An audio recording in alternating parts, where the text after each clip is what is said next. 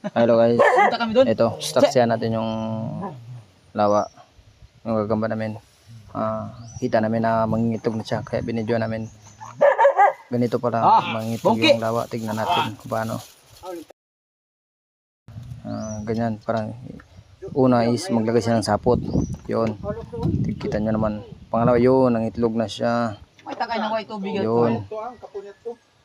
May lumalapit pa yung isa yung lalaki disturbo pa sa pangingitlog ng gagamba. Putik. Ito, tignan nyo naman. Tignan natin lahat. Uy, yun. Uy, umalis ka dyan.